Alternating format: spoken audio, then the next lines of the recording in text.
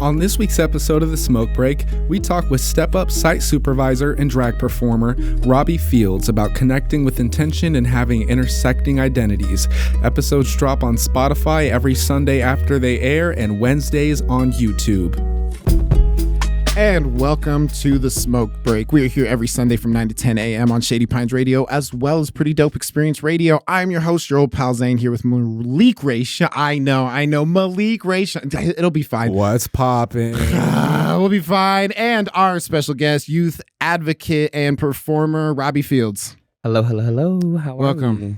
Welcome. This is Malik. How do y'all know each other? Okay, so I know Robbie through Step Up, which is the organization we both work for. Right. One of our past guests, Veronica, also works at Step Up. We got a huge Step Up family. Yeah. And previously to me, recognizing that I have mutual friends with Robbie, we did a summer camp together. And without spending 20 minutes talking about camp, because it was huge, I definitely started to look to Robbie for guidance, support, encouragement, and just sort of being an example of a lot of things that I see myself as. Thriving in that space, in those spaces. And Awesome. Perfect. Well, I mean, that sounds like a great introduction. I've talked with you a little bit. You're super funny, super interesting. So I can't wait to delve into some of these topics.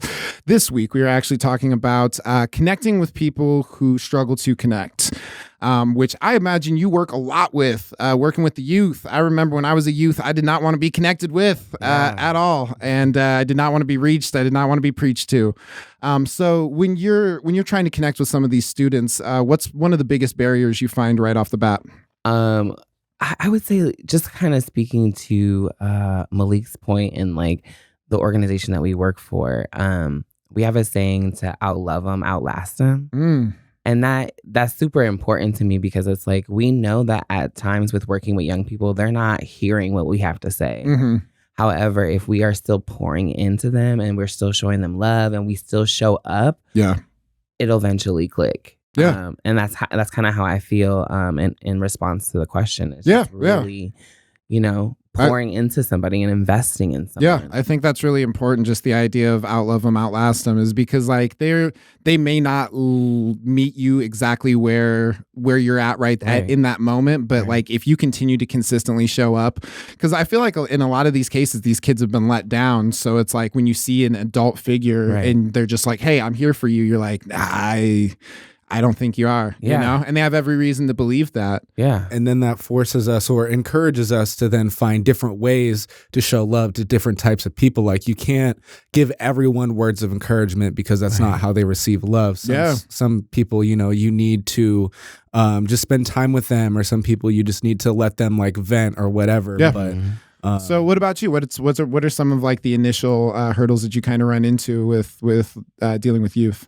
I would say one of the biggest hurdles being a disconnect from the way I see the student versus how they've been conditioned to see themselves. So I'll give you an example. This is something that came up, or was starting to come up in our conversation earlier. One of my students tells me all the time, like, "Oh, I'm not good at math. I'm dumb," or "I'm not smart."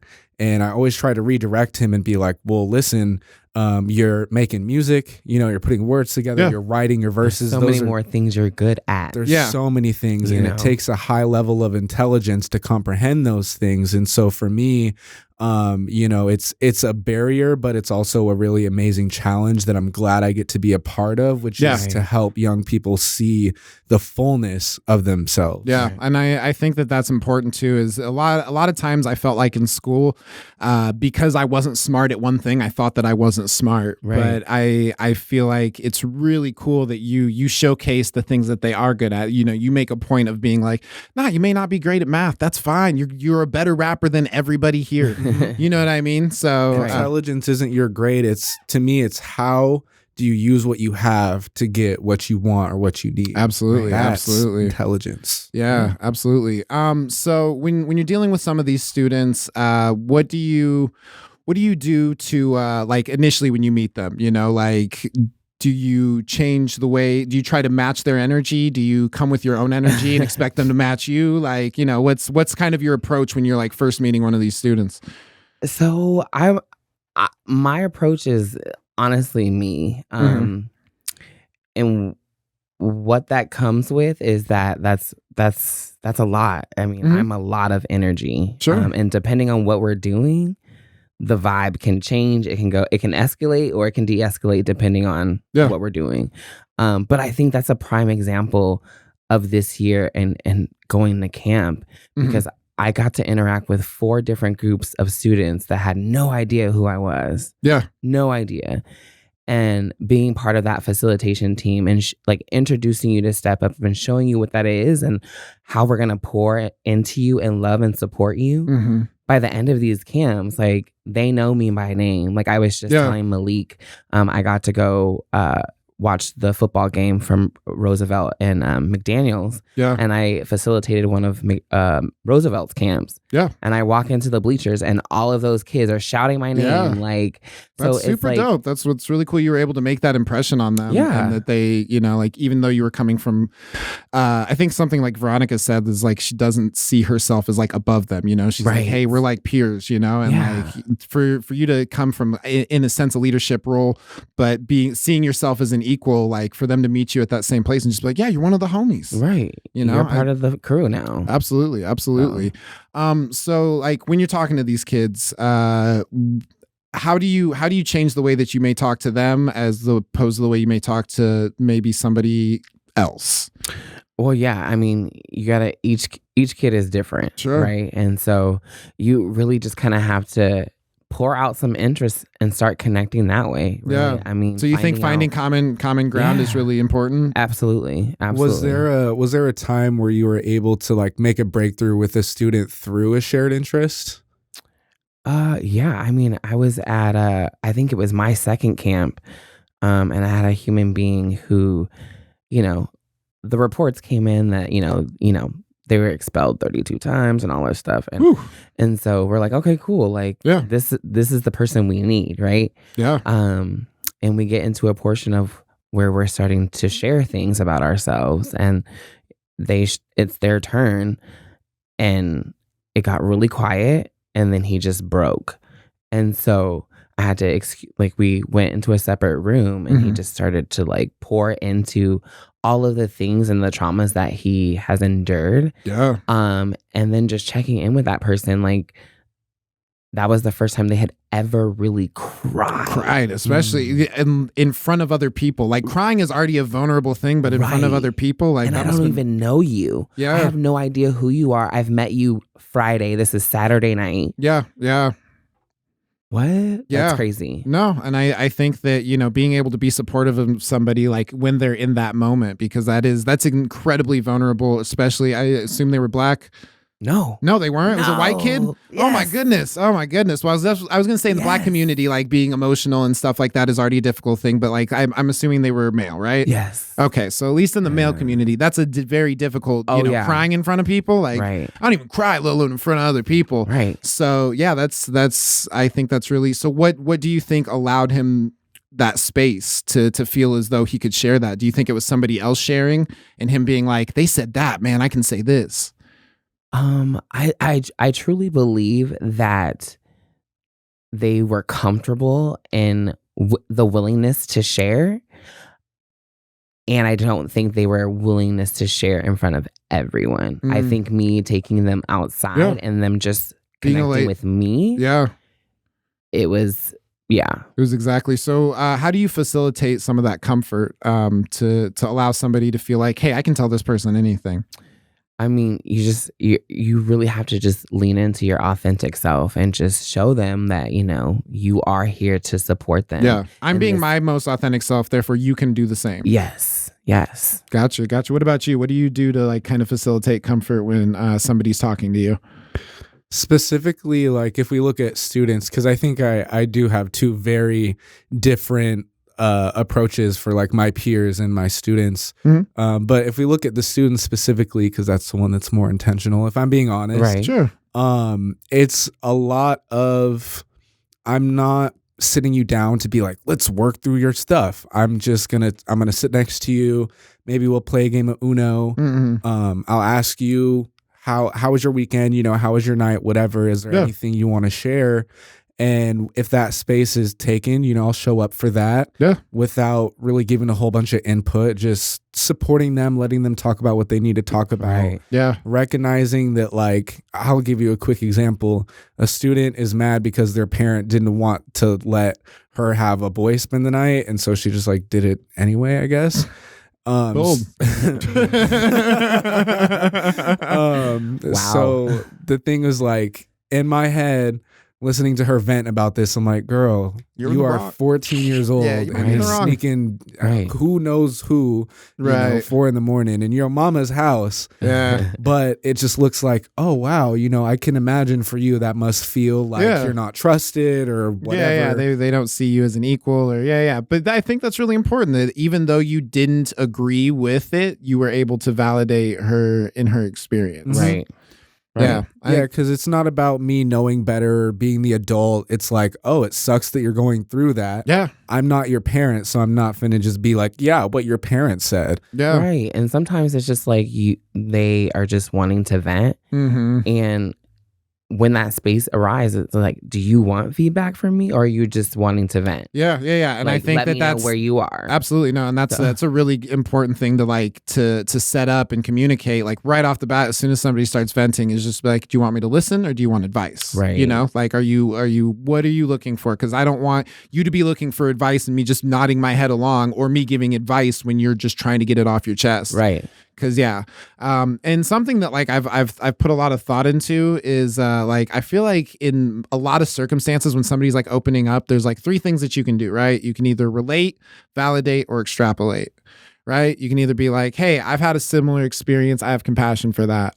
Or you can validate, which is, I haven't been through that, but that sounds like it's really difficult. Right. Or you can extrapolate and be like, I have no idea what any of this is like. Please tell me more about it, And most people, at least in my experience, are looking for one of those 3 things. And I think it's really important, and I was talking with somebody else about this earlier, is that relate is not the most important one. No. It is not the most important one because everybody's, I've been through that. So like, I mean, I got through it. So like, why didn't you, and it's so obnoxious. Right. It's so obnoxious. We don't want everybody to relate with every experience, but at the Validate. very least, we want it validated. Validate is where. Because then it can take away from your story. Like if I'm telling you right now, like, oh, I actually have a fear of microphones. Oh, I also have a fear of microphones. And now I'm going to talk about my fear of microphones.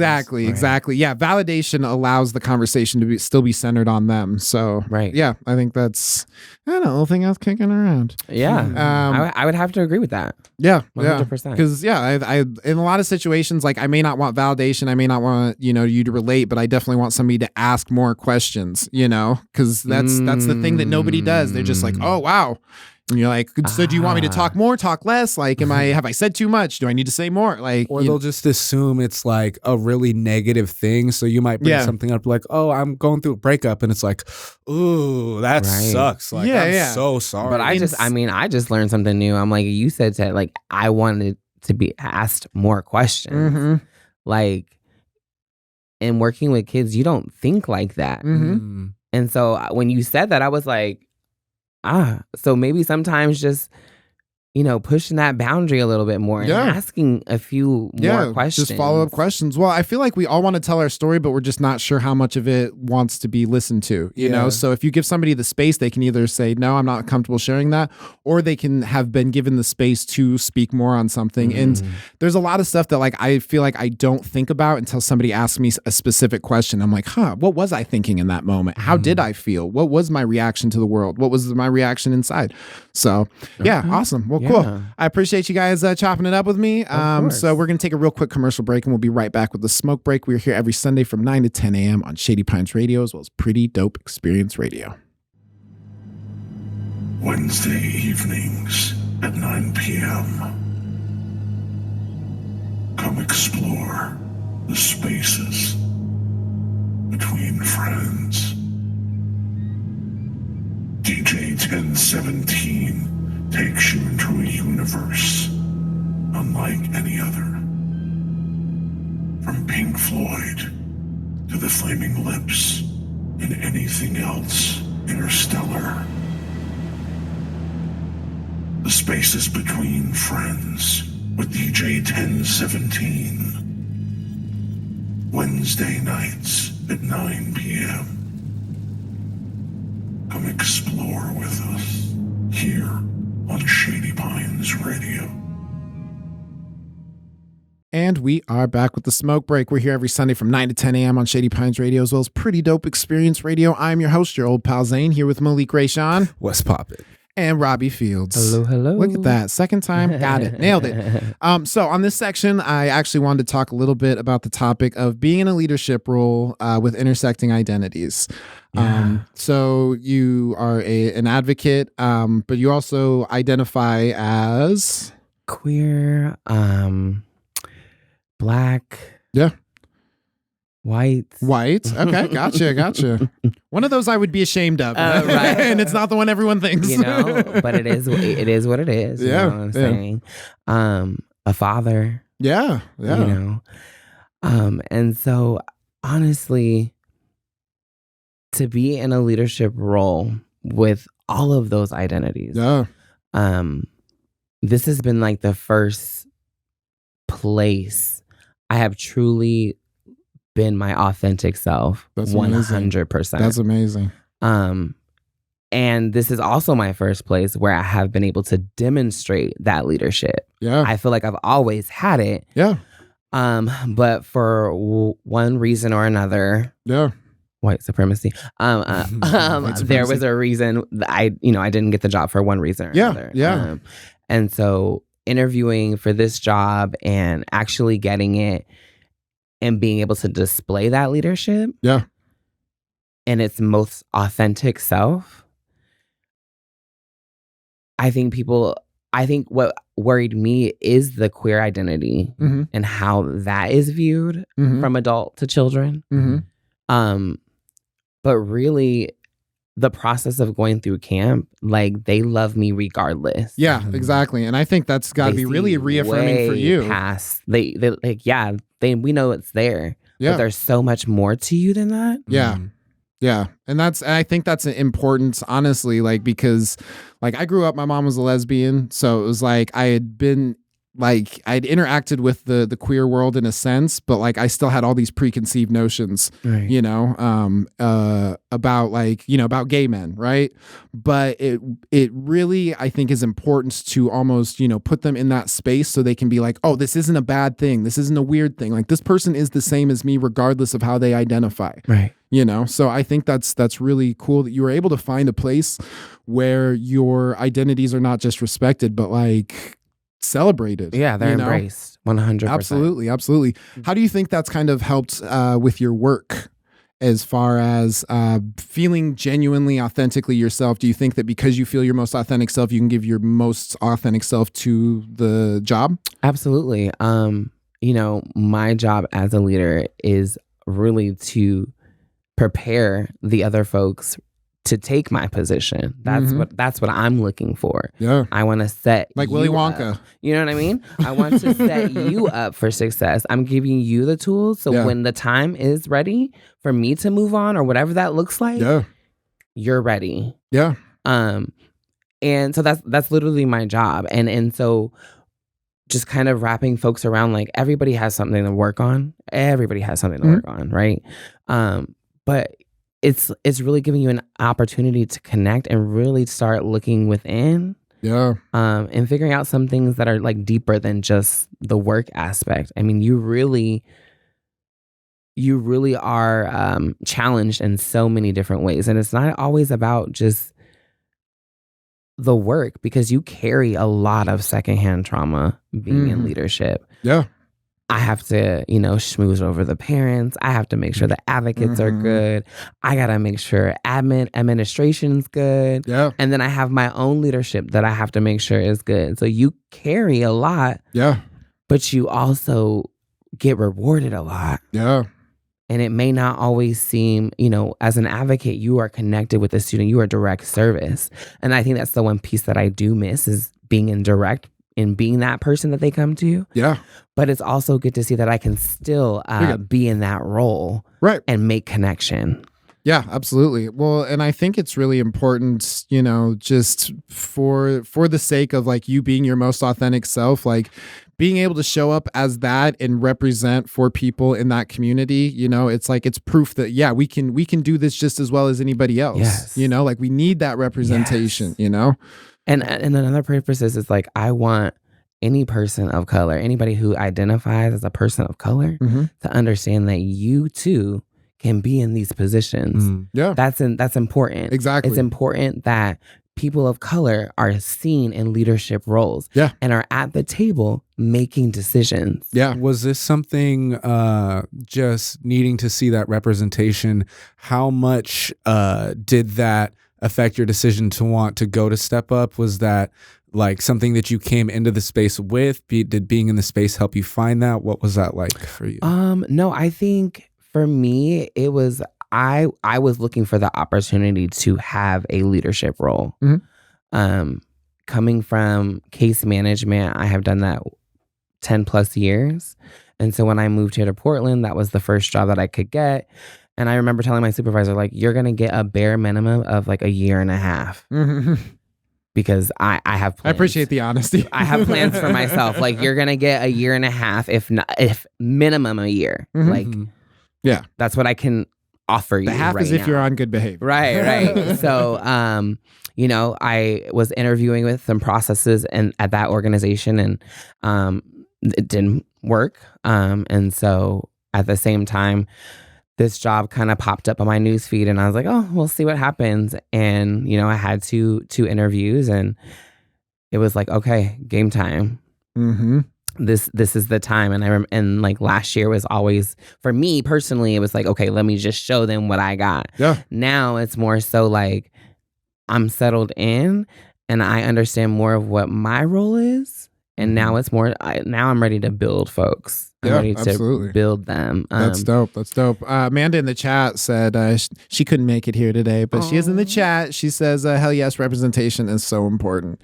And I can definitely say that like I appreciate what she does in like for women in comedy. You know, it's if you hear the same thing from the same people, you're going to come up with the same answers. Right. You know, like the people who aren't experiencing our plight aren't going to know how to fix our problems, you know? So it's like, it's up to us to experience that and then use it to boost whoever is coming after us. Yeah.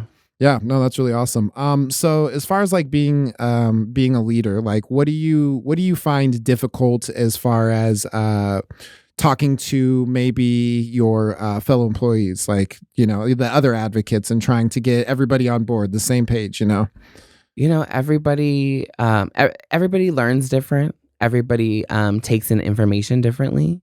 And so it's literally just about learning the individuals that you're working with. Yeah. And understanding what they're needing. Yeah. Okay. Because I can say this is what you need to do, and I've learned that. Like I can be like, that never works. Right. Here are the things, and I'm like, why are they like? I gave you the book. How is this so easy? Like, you know, this is so easy, but it's like no. A lot of people just learn differently. Yeah. And you just have to set them up. What are you needing to be successful? Yeah. Have you ever? And I know this is something that I'm sure a lot of people in general in leadership positions have experienced, but I'm curious if I take you as a very kind and lenient person when need be or when that's comfortable. Yes. Yeah. Has that ever been like taken advantage of? Yeah. Yes. Personal I would say or yes. professional? I would say yes, only because we were still in a COVID mentality. And a lot of grace was given. And I remember just kind of reflecting on that one situation, like, okay, you gave away too much, more than enough. And it still didn't play out in a good win. So it's just like, okay, now you have to hone that in. And just as I have been expressed and set the tone of accountability for me and what I'm bringing to the table, I'm also going to hold you accountable. Yeah. Right. Yeah. You know, so it's like a mutual shared agreement. Yeah. You know, and so there are times where we need to be a little lax on certain things and be lenient. And just to kind of support a situation. Yeah, absolutely. However, yeah, too much of a good thing. Right? Mm-hmm. You know, we don't want to just kind of get into a groove of just like not doing things. So. Yeah, no, definitely. And had you worked in like leadership positions before? Was this something that you had kind of come into with this program? This is something that I've come into with this program. I feel like I've always had the skills. I had the skills to lead. But yeah, this is the first time that I've been able really given a position of leadership and making decisions that are tough. Yeah. And sometimes it's not always good. Yeah. Well, I'm curious, like, as far as like the intersectionality goes, like, do you feel like there's a lot more students that you're able to connect with because of those differences? Absolutely. I feel like being able to open and share some of that with them, you know, when it's necessary, right? Really just opens up so many questions and maybe they're going through some things, right? Absolutely. That I mean, I wish there was an older black queer person for me to talk to when I was in school, right? You know what I mean? Because I'd be like, oh, hey, cool, like this isn't weird, this isn't strange, this isn't, you know what I mean? I can like, it's being able to see yourself, I guess, represented in just any fashion. It makes it that much easier to connect. And when somebody's authentic like you have been, I think it just makes it that much easier. Yeah, and you know, folks feel like, oh, you know, I have questions about being trans. Throw them at me. Like, I have experience in that area too. Like, feel free to, you know, like it's you just allow yourself to be open. They will like really start to open themselves. Yeah. What qualities, Robbie, would you say naturally should a person have if they're considering being in a leadership position like a site soup? Like, or maybe is there certain qualities where it's like, if you have this quality, don't if you don't have patience, don't work with kids. Right. Well, I mean, that's really, I mean, if you don't have patience, that's number one, which I don't. If you do, and it's like, you know, because you have to be patient with a lot of people, a lot of people. And I think qualities that you would need to be a site soup or just in leadership in general, I would say accountability, right? If we're able to own our shit, we can move on. Yep. So much quicker. I would also have to say, I don't want to rag on nobody. Get him. Shots fired. Do it, Robbie. I don't want to rag on nobody, but I would say the butt is the best part. The butt is, you would definitely have to have some type of organizational skill. Like, you know, we have 3 emails. The communicate, like there's so many ways to communicate. There's so many ways to transfer information. Really having that like streamlined and organized. Yeah, organizational. I mean, if you're going to be in charge of people and telling them that they need to get stuff done in order, you need to know what order they need to do it in. Right. That makes sense. And I think the biggest thing is connecting with folks. Yeah. Like, you can't really. Right now, we're moving into a day and age where you do this and I'm above you doesn't really work. No, nobody connects with that. Nobody connects with that. Right. So being able to connect with everyone that you work with, doesn't matter where they sit on the totem pole. Absolutely. Like, if they feel heard and things are moving, like, you get so much more done. Yeah, absolutely. And I think that's a really important point to kind of bring back, is just like, the value of connection with just people in general is the thing that allows things to either happen or continue to happen. So, and when connection is the intention too, regardless of the space it's in, it's going to create like a really warm and safe and like welcoming environment. Right. And so I really value that piece specifically. Yeah. Excellent. Dope. Well, we're going to take a real quick commercial break, and we'll be right back with the smoke break. We're here every Sunday from 9 to 10 a.m. on Shady Pines Radio, as well as Pretty Dope Experience Radio. Patches, come here, boy. I love Patches, and that's why I love Patch Dog. Hey, Dad, were you calling me? No, I was calling the dog Patches. Yes, Father? Oh, not you, honey. Patch Dog makes custom iron-on embroidery patches. I can give them my design, and in a couple weeks, I've got custom patches. They can be of my daughter Patches, my son Patches Jr., or even my dog Patches. Yes, dear. No, that's Patches, my wife. I'm just making a commercial. And because Patch Dog loves you so much, use the code SPR10 for a 10% discount. Yay. And you know they've got that free domestic shipping. For more information, check out patch.dog and fall in love with patches like me. Did you Yes, call me? dear. No, I'm making a commercial for Patch Dog. Patch Dog. And we are back with the smoke break. I'm your host, your old pal Zane, here with Zane Thomas. That's me. Here with Malik Rayshawn. Dude, it's been fun. Zane's struggling. I'm today. struggling today. You're introducing the last one. This might be the last one. Malik Rayshawn and Robbie Fields. What's up? We Hello, made hello. it. This has been chaos, but it's also our 60th episode. So Come on, celebrate. Did you guys give us a 60th gift? episode. yeah. Give us a like, a follow, a share, a subscribe. Go follow us on Spotify. Go follow us on Yes. YouTube. Do I'll all take this a stuff. bag of Takis. Yeah, absolutely. Fuego. Bruh. Our question this week for the joke break is going to be, what's one part of yourself that you want others to see? Second part.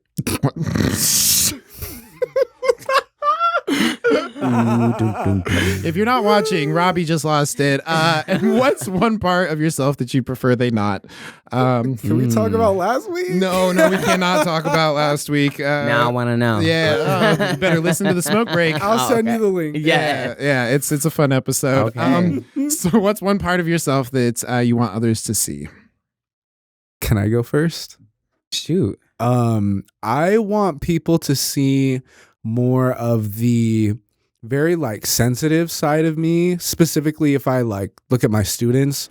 I think a lot of times I'm forced to, as like a foot soldier, you know, at McDaniel Step Up, to kind of really enforce a lot of things that you kind of need to be around for a little bit to understand, like, oh, this is the exact expectation, whatever.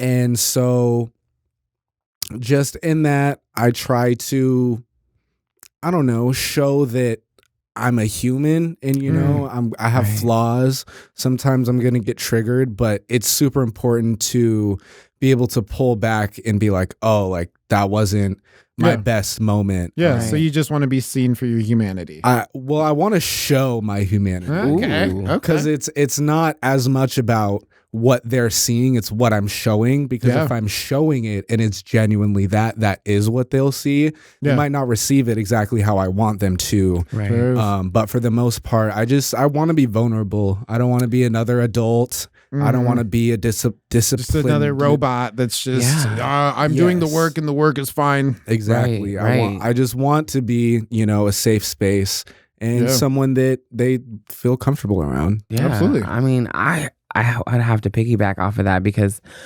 honestly, it's like, I mean, speaking for myself, it's, you know, it's been a journey, right? And I feel like a lot of the time, on this journey, there was some I was misguided, right? And in that, I've really found that like me just being able to be vulnerable and be looked at as a human who makes mistakes, but also can pick themselves up and continue to move forward and understand where they have made the mistake. If more people could catch on, right? And so, I would think that is something that I would want folks to see is just the humanity. That we're humanity. Well, I feel like it's like whether it's performing, whether it's going to work, like they need somebody to show up and do the thing, right? You know, so like in so many instances, it doesn't matter if you're sad about what happened at home. It doesn't matter if you're sad about what happened when you were younger. That doesn't matter. I need you to show up, flip these burgers, and leave. You know what I mean? And it's like so many jobs are just like, show up, be the person. I need you to smile on this register. I don't care what's going on. Right. So yeah, I think that's definitely it sounds like, and I would probably say just, yeah, very similar need. Is that, yeah, like most of the time we just want to feel like we can be authentic without it being held against us. Yes, or judgment. Yeah. Zane, I wonder, as an entertainer, do you ever feel like your full self is especially allowed or not as allowed, like when you're performing? Oh, beautiful question. Beautiful question. So for me, it's a little bit of both. They want my authentic self if it's digestible. Yes. If you have a dark joke or a mental health joke, or you have something along those lines and you haven't quite worked it out yet, they don't want it to be authentic in the sense of like, oh, I'm really glad you shared that. They want it to be funny. They want it to be in a rap. They want it to come across as entertainment before it comes as authenticity, I guess. It's not about you as the artist. It's about them getting the entertainment that they're addicted to. Yeah, I definitely. What about you? Like, as an entertainer, are you allowed to be sad while you're performing? I actually had that experience recently. Okay. I had took some time off from performing because I had some camp stuff to do and it was just way too much. Right. And then the show that I actually returned, I was in the middle of my performance. It was a happy number. It was an upbeat number. It was the song Happy by Pharrell. No.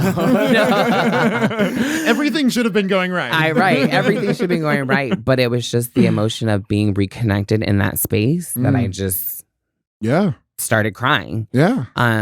And the audience just let me have that moment. And folks who were around understood what that moment was about. Yes. And again, it's about the vulnerability piece. Yeah. Like, in that moment, that's what I had to give you. And you received it. Like, you understood. Well, and I think that's really, I really like that you brought up that story, because I've found that, like, on the days where I feel disconnected from myself, therefore disconnected from my art, the thing that reconnects me with the audience is being honest about being disconnected. Yeah. Like, if you are struggling, don't show up and be like, yeah, man, everything's good. And I'm like, not that sad. And I'm just about to do all my, because like I've done comedy sad. I've done rap sad. And my rap is already sad. So if I'm sad doing the rap, it gets real pathetic. And I've showed up in those spaces trying to pull myself out of that mood, not being able to, and then coming across as fake or just disconnected. But I feel like really when you just allow yourself to connect with the audience and just be like, hey, man, you ever go to work and not want to be there, even though you love your job? That's me right now. All right. Like, let's have as much fun as we can. But like, I need you to know that like part of me didn't want to be here, but I still showed up. Oh, yeah. And folks need that too, because there's this weird veil between like audience and entertainer. Yeah. As if like we're a different creature entirely with completely different needs or whatever. Right. But it's like, I actually feel like poop today. I'm going to let that be known. And I'm not going to sit here and act like otherwise. And I struggle with that sometimes. I'm very introverted. I like my peace and my quiet. And I'll show up to work and it's like, oh, hey, good morning. And I'm like, yo, it's 9:30. It's 9:30. Give me 2 hours. Yeah. See? And that's just learning people. Like, that's the type of energy that I'm bringing. Yeah. But if I know that's not like the Malik energy, like, I gotta show up for him a little bit differently. And then I would add too, because that's your energy, it's more likely for people to feed off that just by you having that energy. So I might need 30 minutes instead of an hour. Right. Yeah, right. Exactly. No, definitely. So in regards to the rest of the question, what's the one part of yourself that you prefer they not see? Mine, I'm gonna answer right now. Anger. Ooh. Anger. Ooh. Oh, I hate it. I hate that it's something that I feel. I hate that it's something that I outwardly show. I hate that it affects everybody around me. Anger is the one thing that I wish that I could just bury it. Why are you mad, bro? Yeah, for real. I mean, honestly, I haven't been like upset as I have been lately, but I do deal with bipolar. So it's when I get angry, I get like so extremely angry and I can't like get out of that mood. And it's like I'm stuck, And the problem is that it goes from like a high mood to a low mood. So I'm just like, I could be having a blast, something gets said, and then I'm just in a bad mood for the rest of the night. And I'm not secretly mad. I'm very like, you can look on my face and be like, he's not having a good day. And I wish that was something that other people didn't see. And, I wish it's something I saw less of in myself. Was there a time where maybe you didn't understand that part of yourself, or you didn't know that that was a thing, and it was like, what's happening? Yeah, I mean, I would definitely say that like before I understood that I had bipolar, like I just thought that I was upset about stupid stuff. Mhm. You know, I'm just like, why did I get upset about that? It's not that big of a deal, but I let it ruin my night, you know? But I definitely say like getting diagnosed has allowed me to have more compassion for my anger. And it's really made me understand that like anger is something that is trying to show you something, you know, like it's telling you that things are not the way that you would like them to be. And you either need to communicate that you're upset, or you need to communicate that you'd like them to be better. But either way, you got to say something. Yeah. That brings me to what I was going to ask you, which is like, can anger exist in a healthy way? And what does that look like for you? Absolutely. Yeah, I think so. What it looks like for me, I would say being able to walk away. I think being upset is not the problem. It's being able to walk away and come back to it in a better headspace. Emphasis on the coming back too, because you walking away, anybody can do that. Yeah, I'm real good at that part. Yeah, walking away, I do that all day. It's the follow up. Yeah. So what about you? What's something that you'd like to be less seen? I don't. So again, this less about being seen, because I try not to value that as much, but I don't want to be seeing myself as like the hopeless romantic who's kind of just throwing myself in different directions with different people, and it's like, well, I hope this will be good, or I hope that will be good, or you know, we have nothing in common, but whatever, they're hot. I don't want to be someone that's like always looking for a relationship, or always open to a relationship and always available to that, because what happens is that I put so much value on the potential of that space, that there's so much value right in front of me at home, here in the studio, like everywhere I go, at work. But I'm thinking, you know, about my boo or whatever it is that I'm thinking about. And I just, like, I really want, like, my priorities goes like music at the top, family. I know it's terrible. And then your list. That is my list exactly. for now, I'll say. And when I'm in a relationship, then that kind of jumps to the top regardless of anything else. Yeah. And that doesn't feel good. In hindsight, it doesn't feel good. In the moment, it kind of does. Yeah. But there will always be downtime within those moments where I'm like, there was like 4 other things I was supposed to do today, but I'm getting my cuddles. It's all good. Yeah. So I don't want to do that anymore. I don't want to be that. I don't want to be putting more energy into the potential of a relationship than the current trajectory of a whole creative career. Yeah, absolutely. No, I like that. I can definitely I don't know. I guess like I can relate with you in just like a small sense about the like getting wrapped up in a relationship, you know, like I've decided it's something I don't have space for, but that's only because like I don't have time for myself. Like I'm not going to wrap anybody else up in this so that I can give you my half-ass attention while I'm trying to write a comedy set, write jokes, write music, and then, you know, do a podcast. Like I'm going to neglect it, and that's not fair to you. I knew I should have swiped left. Yeah. Is that what my notification was?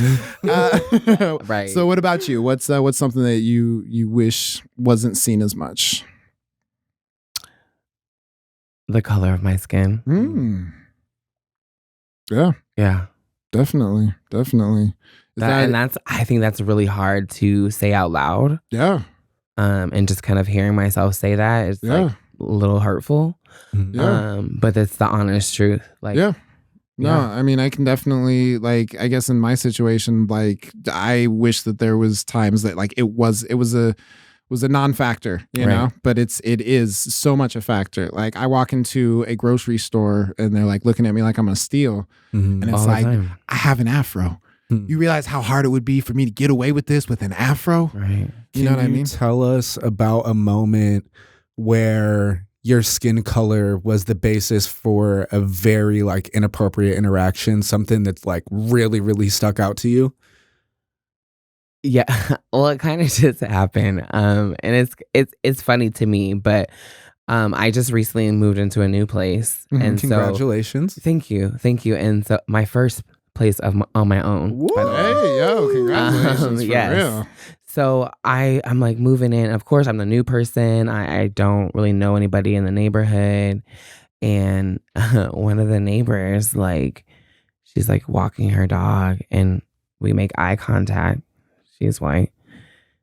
Runs upstairs and slams the door and closes the door and makes and lock. And I hear her lock. You can hear the lock. And I hate when you hear the lock. It's like, yo, come on. I was like, little old me? For real. Like, wow. Yeah. And it was like, it made me, it happened and it just made me laugh. I was like, you're really afraid of this little fairy here. You're like, you really have no idea who I am. Yeah. Like, we could be best friends. Absolutely. But it's just off that basis, the first thing that they see, and the first thing they judge. Like, I'm trying to attack her. I'm like, girl, I have a handful of stuff. I can't. I'm carrying my drag stuff. I'm like, trying you realize to get into you are my safe right space. now. Like, do you ever have the thought, either of you, and this is something that's came up for me, obviously not something I honor, but it's like, well, if you're looking at me like I'm crazy, like, I might as well just do that. Like, if everyone's going to expect me to wild out, like, why don't I just do I've that? definitely gotten angry like that, where I'm just like, yo, if you're going to see me as a monster, I might as well be a monster. And I just say that to say, like, our perception of people and, like, the expectations we put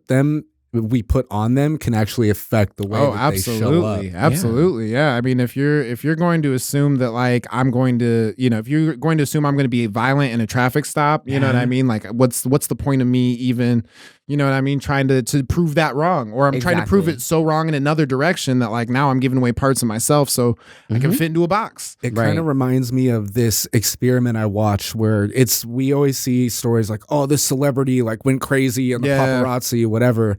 And so they just went up to normal people and just put a camera in their face, and you just watch how angry they get. And it's like, look at these people mad on camera. They and never tell you what leads up to them going off. Yeah, right. Absolutely. Exactly. It just makes me think of Britney, and I'm just going to leave it there. Well, on that note, I'm just gonna leave it there. We are going to take a real quick commercial break, and we'll be right back with the Smoke Break. We're here every Sunday from 9 to 10 a.m. on Shady Pines Radio, as well as Pretty Dope Experience Radio.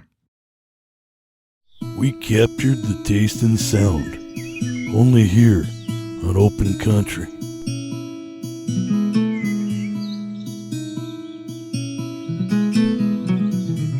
Sundays, noon to 1 with your host, Anti-Vandal. Folk music with Anti-Vandal. We captured the taste and sound on this Open Country. Noon to 1, Sundays, with your host, Anti-Vandal. Here on Shady Pines Radio.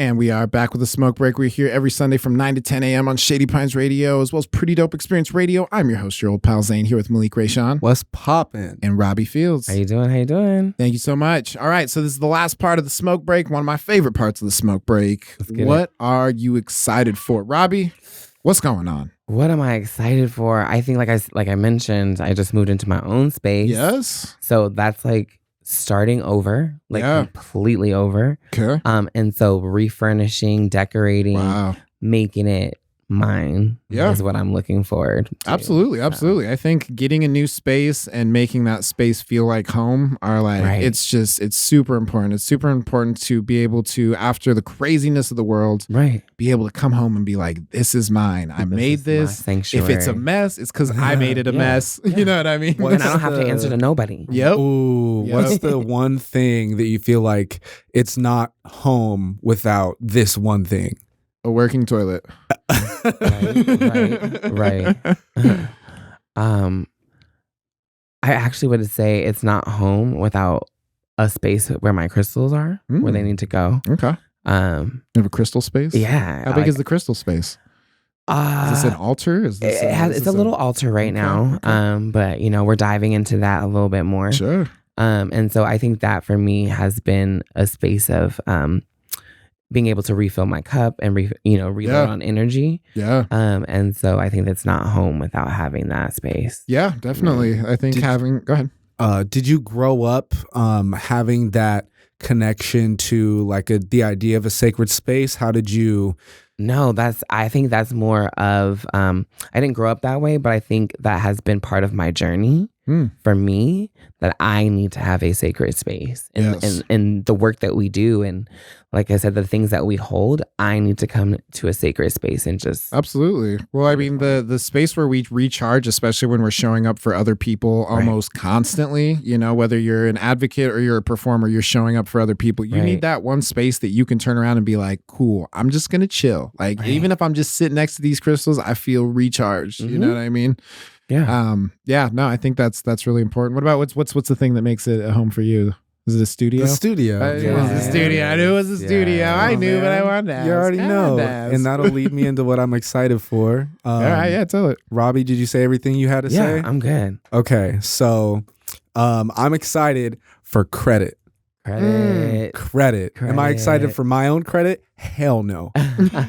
I'm excited for my beautiful white grandma's credit. I'm getting to sort of understand different benefits to having different identities. Yes. Recognizing that being part white is a privilege that I can tap into in different ways. Yes. Obviously not everyone that's white has credit. Right. My white experience, I get credit, or grandma gets credit. Grandma gets credit for having credit. Right. So how that is relevant to me in the studio, I have a space in my apartment where I make music and whatever type of creative stuff I want. And it's very much like it's a working space, but it is not by any means a professional space. Right. There's a lot of things I want to do that I can't do in that space yet, but because of grandma's credit. Grandma credit. I did a huge order. I'm not going to say how much. Order. Because we gonna rob you. Order. I'm not trying to get robbed, but watch out for those Amazons. He's got grandma money. So he's going wild. He's wilding Amazon out. trucks is coming. Yeah. So I mean, everything from microphones to furniture and other hardware stuff. That's I'm huge. super excited about it because I've always I see myself as a one-stop shop for any type of thing that you want to create, anything with audio, anything with video, whatever.